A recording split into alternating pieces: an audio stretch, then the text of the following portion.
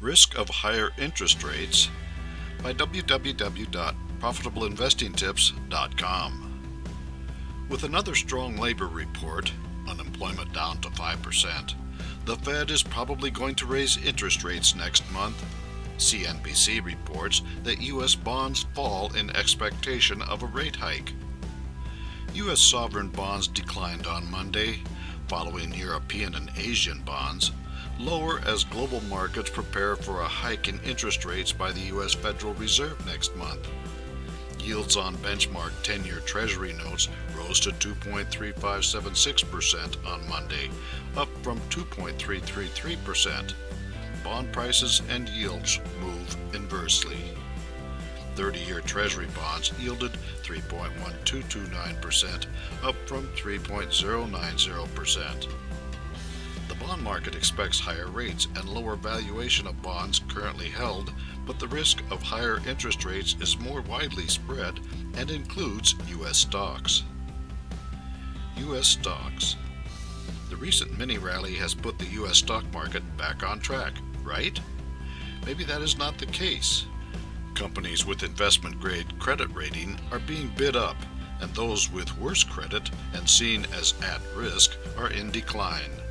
Bloomberg Business writes about warnings found in investment-grade credits.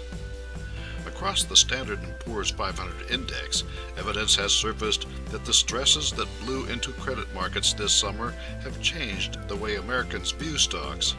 Case in point, for one of the few times since 1996, companies whose bonds are rated investment grade are trading with higher price-earnings ratios than those rated junk.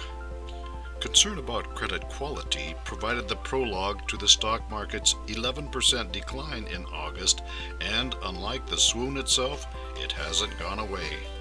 The flip-flop in valuations highlights newfound caution among investors who for most of the past 2 decades paid more for junk-rated companies, convinced they grow faster while falling rates kept solvency concerns at bay.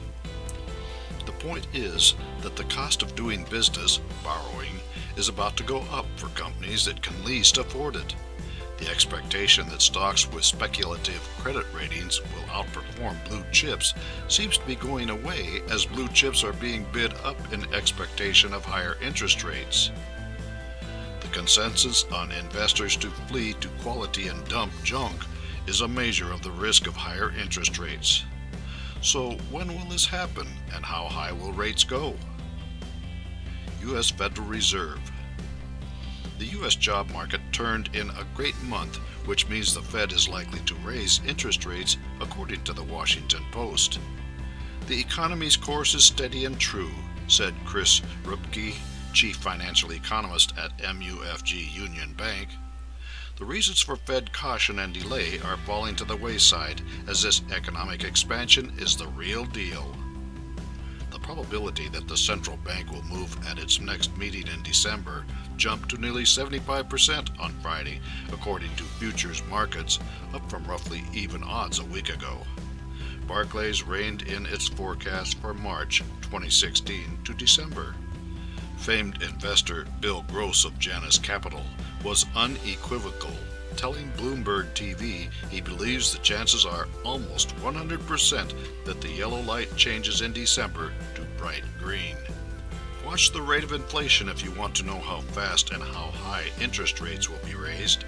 The Fed is charged with maintaining price stability and optimal employment.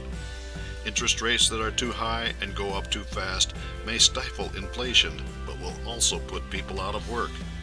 Not raising rates will allow inflation to creep into the picture, especially as the world economy heals and energy prices go up. Meanwhile, the risk of higher interest rates is that weak stocks will suffer. The bonds in your portfolio will devalue as rates go up, and mortgage interest rates on your new home will rise as well.